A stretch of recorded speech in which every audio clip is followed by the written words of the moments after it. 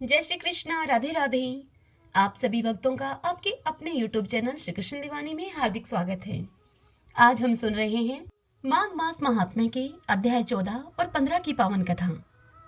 पिछले अध्याय की कथा में हम सब ने सुना था कि किस प्रकार विप्रवर पुष्कर यमलोक पहुंचे और वहां से अब वह पृथ्वी पर वापस आ गई। अब आज के अध्याय में हम उससे आगे की कथा का श्रवण करेंगे। सर्वप्रथम भगवान का स्मरण करते हुए आप सभी बोलिए ओम नमो भगवते वासुदेवाय। श्री राधा कृष्णाभ्याम नमो नमः।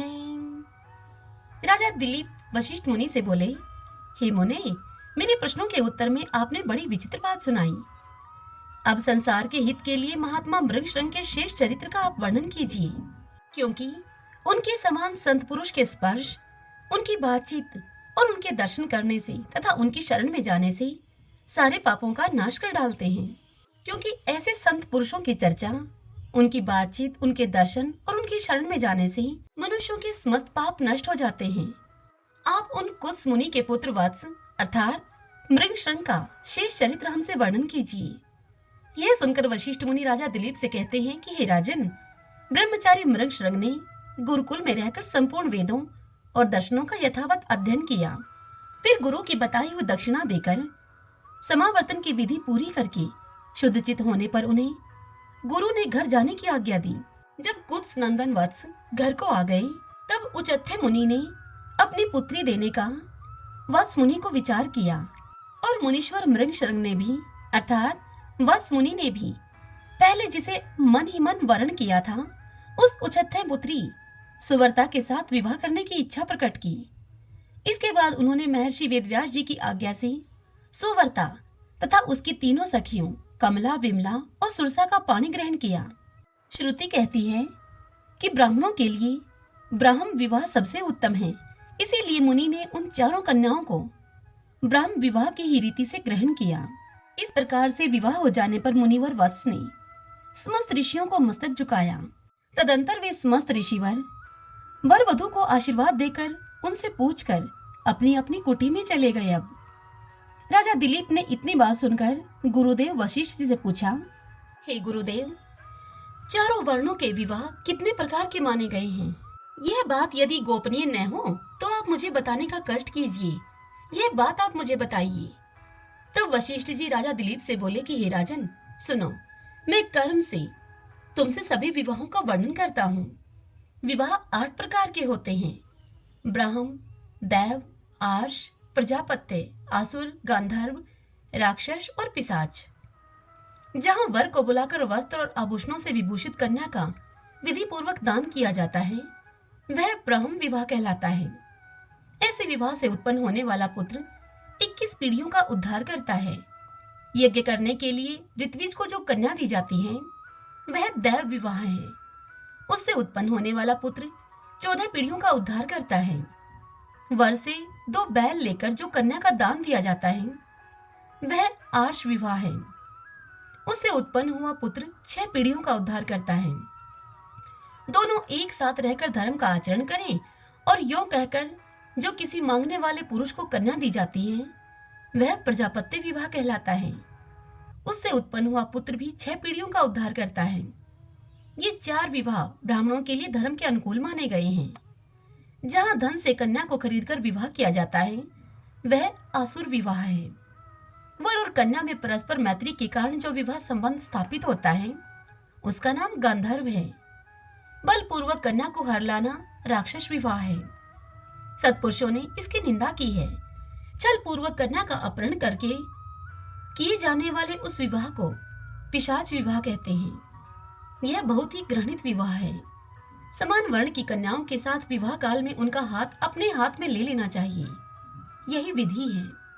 धर्म के अनुकूल विवाहों से 100 वर्ष तक जीवित रहने वाली धार्मिक संतान उत्पन्न होती हैं, तथा अधर्ममय विवाहों से जिनकी उत्पत्ति होती है, वे भाग्यहीन, निर्धन और थोड़ी आयु वाले होते हैं।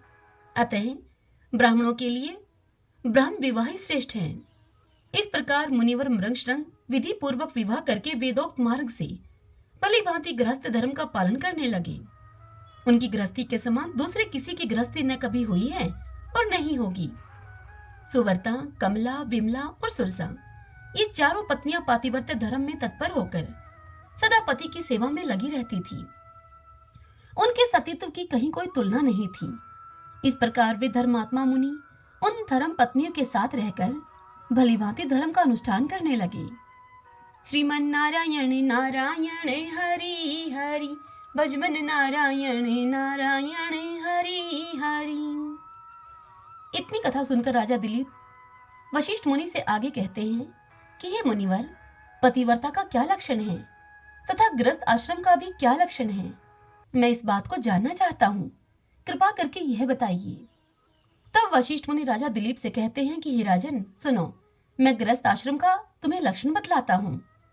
सदाचार का पालन करने वाला पुरुष दोनों लोगों को जीत लेता है। ब्रह्मा मुहूर्त में शयन से उठकर पहले धर्म और अर्थ का चिंतन करें, फिर अथो उपार्जन में होने वाले शारीरिक कलेश पर विचार करके मन ही मन परमेश्वर का स्मरण करें। धनुष छेद छूटने पर एक बाण जितनी दूर तक जाता है उतनी दूरी की भूमि लांघकर घर से दूर नृत्य कोण की ओर जाएं और वहां पर मल मूत्र का त्याग करें।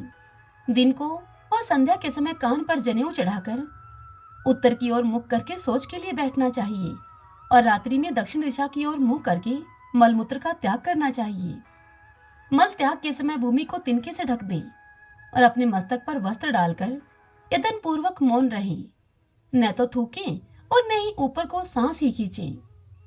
सोच के स्थान पर अधिक देर तक न रुकें, मल की ओर दृष्टिपात न करें। अपने शिशन को हाथ से पकड़े हुए उठें और अन्यत्र जाकर आलस से रहित होकर गुदा और लिंग को अच्छी तरह से धो दें। किनारे की मिट्टी लेकर उससे इस प्रकार अंगों की शुद्धि करें जिससे कि मल की दुर्गंध और लेप दूर हो जाए। किसी पवित्र तीर्थ में सोच की क्रिया अर्थात गुदा आदि धोना यह कार्य न करें। यदि करना हो तो किसी पात्र में जल निकालकर उससे अलग जाकर सोच कर्म करें।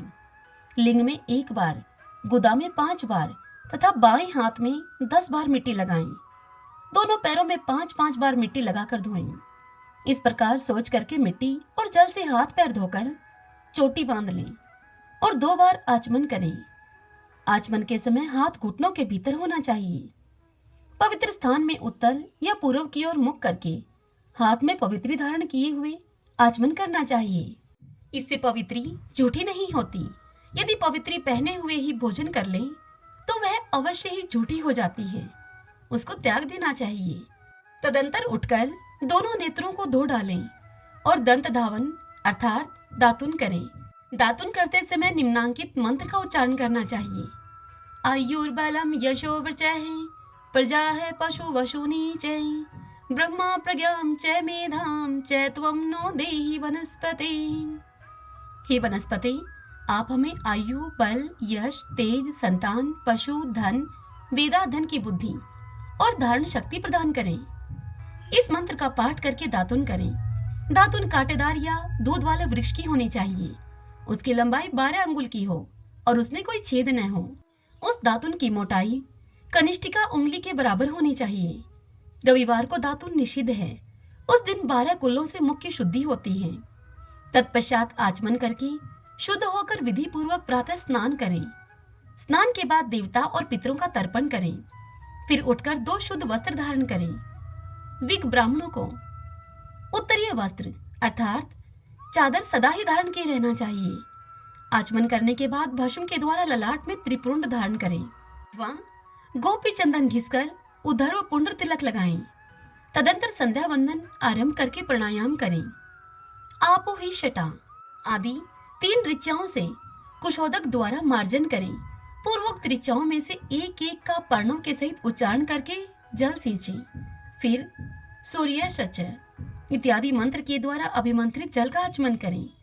तत्पश्चात दोनों हाथों में जल लेकर उसे गायत्री से अभिमंत्रित करें और सूर्य की ओर मुख करके उस तरफ खड़ा होकर के 3 बार ऊपर को वह जल फेंकें। इस प्रकार सूर्य को अर्घ्य दान करना चाहिए। प्रातः काल की संध्या जब तारे दिखाई देते हों उसी समय विधि पूर्वक आरंभ करें और जब तक सूर्य का दर्शन न हो जाए तब तक गायत्री मंत्र का जप करते रहें। इसके बाद सविता देवता संबंधी पापहारी मंत्रों के द्वारा हाथ जोड़कर सूर्यदेव की उपासना करें। संध्या काल में गुरु के चरणों को तथा भूमि देवी को प्रणाम करें। जो द्विज श्रद्धा और विधि के साथ प्रतिदिन संध्या उपासना करता है, उसे इन तीनों लोकों में कुछ भी अप्राप्य नहीं है। संध्या समाप्त होने पर आलस्य को छोड़कर होम करें। कोई भी दिन खाली न जाने दें। प्रतिदिन कुछ न कुछ दान करें। श्रीमन नारायण नारायण हरि हरि, भजमन नारायण नारायण हरि हरि। इससे आगे की कथा कल हम अगले अध्याय में सुनेंगे। मुझे आशा है कि आज की यह कथा आप सबको पसंद आई होगी। यदि ऐसा हो तो वीडियो को लाइक करें और कमेंट बॉक्स में ओम नमो भगवते वासुदेवाय बिल्कुल न लिखना भूलें। हरे कृष्णा।